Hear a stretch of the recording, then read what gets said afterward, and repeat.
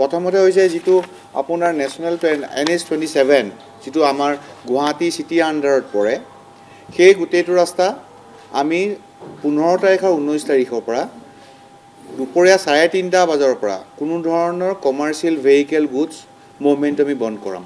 GS road, BK Kakati road, AK Azad road, AK Dev road, Kul Basumatary road, FA road, Dhopolia road, Bishnupur road, AT road আৰু GNB road আৰু কাহিলীপাৰা সেই অঞ্চলটোত সেই particular ৰাস্তাটোত দুপৰীয়া 3:30 বজাৰ পৰা খেল শেষ নোহোৱালৈকে কোনো ধৰণৰ কমাৰ্চিয়েল গুডছ ভেহিকেল চলাচল কৰা আমি নিষেধাজ্ঞা আৰোপ কৰিছোঁ। তাৰোপৰি ছেকেণ্ড পইণ্টটো হৈছে AK আজাদ ৰোড যিটো আৰ্যনগৰৰ পৰা লখৰা চাৰিআলিলৈ যায় সেইটো ওৱান ৱে হ'ব।